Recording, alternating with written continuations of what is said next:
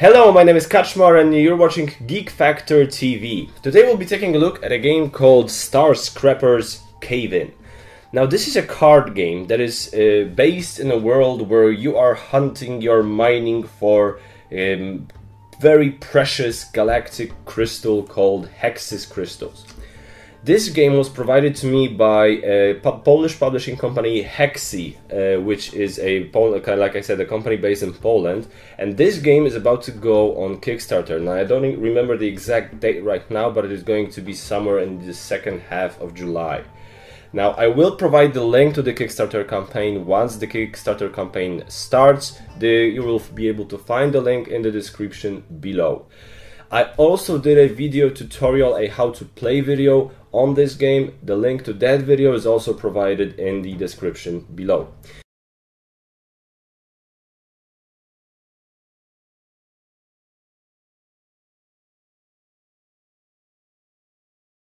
Now let's talk about the game itself. First, I want to talk to you a little bit about components. Like obviously, what I got is a prototype version. This is very close to a final prototype, so this is not like final quality. So I don't want to go into too much detail. But I will tell you one thing: I really love the artwork on the cards, and since the cards are what we're dealing with mostly here, I really like that. So it really helps you feel. Like get in the right mood of mining for those crystals, and the factions, different factions that you have, different mercenaries that you hire, they all look really, really well.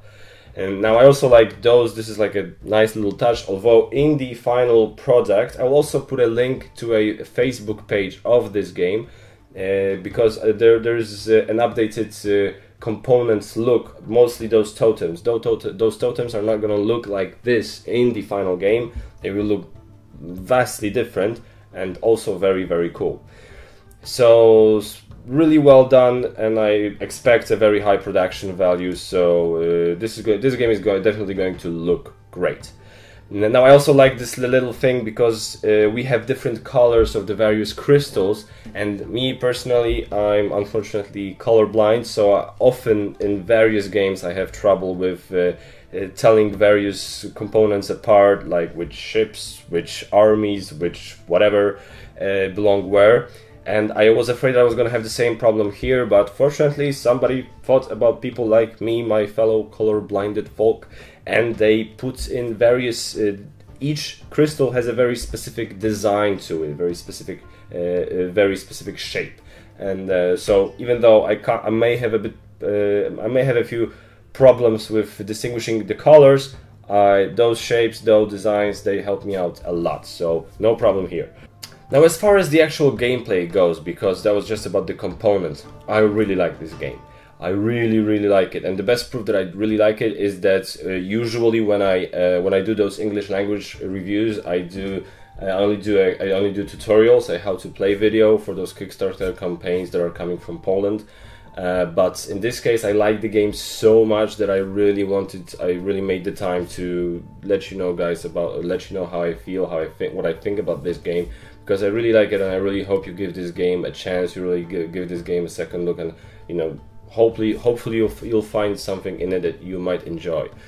Now the game scales really well. It goes from 2 to 4 players, and I've played it 2, 3, and 4, and I gotta say, there is a little bit of downtime because there is a lot of, and I'll get into that in a second, there is a lot of calculating involved, there's a lot of heavy thinking involved, so occasionally it might cause a little bit of a downtime, but luckily the game is so well designed that still, most of the time, the turns go really, really quickly.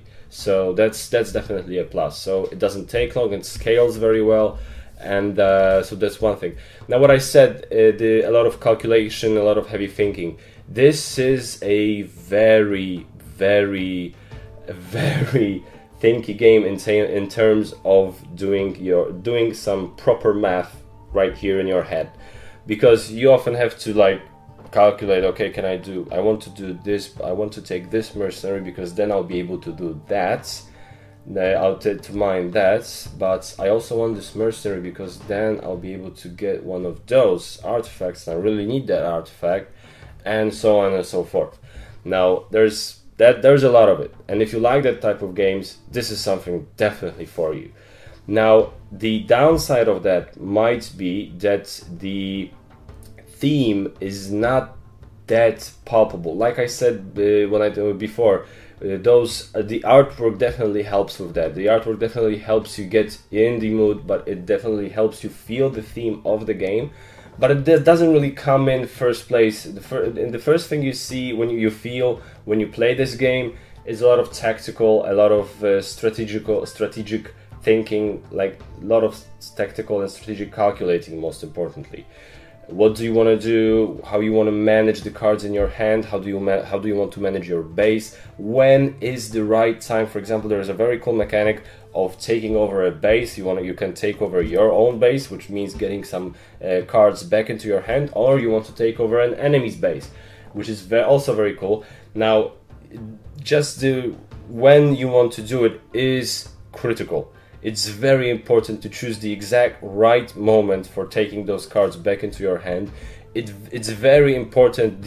What's also very important is the order in which you play your cards, because that determines the order in which they're going to be set up in your base, and that is very important, because whenever somebody takes it over, they take those cards away, and you may lose cards that, oh, I have this really cool card, so I'm going to play it, and then I played some more. And then somebody's taking over my base, and now I lost that great card, and I only used it once. So sometimes when you make a mistake, it might be frustrating, because you might get something very, very cool might be snatched right from underneath your nose, and that doesn't feel great.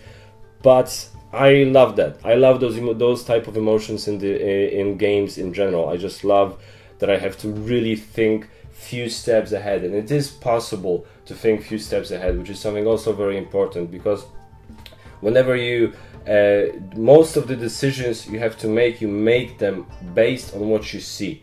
There is some randomness involved with how those cards are set up in the beginning, and what cards or what crystals come up when they're drawn from their stacks. But those stacks, those decks of cards, they're not that thick, so most of the time you are able to predict what's going to happen, what's going to come up, and you are able to think a few steps ahead, which I think is really important for those types of games. So just to quickly sum up, I like the artwork, I love where this is going in terms of component quality. This looks really, really promising. I like how quickly this game goes. This is not a very long game, and those turns go really quickly. An occasional analysis paralysis might like swoop in a bit, but it doesn't happen that often. I love all of the decision making you have here. I love how few steps ahead you have to think, you have to plan in order to get what you want the way you want it. And there's just a lot of opportunities for you to get this satisfaction, the type of satisfaction you get from playing your cards and performing your actions in just the right way you want it to get those precious points. If this is the type of game you think you might enjoy, definitely give this one a look, because I had a lot of fun with this game, and I think you might too. Now, when it comes to final rating, I'm gonna give this game a solid 9 out of 10. Like I said, I wish the theme would have come through a bit more strongly, but it's not like it's not there completely. So this is not a big negative when it comes to this game. I really like it. I really recommend it.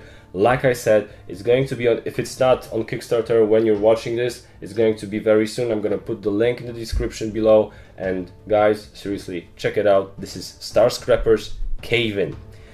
Thank you very much for watching, and please feel free to subscribe, leave a comment, leave a like, a dislike, but if you leave a dislike, please comment why. This usually helps me to understand and to grow, and I hope I get to see you soon. Thanks for watching, and bye-bye.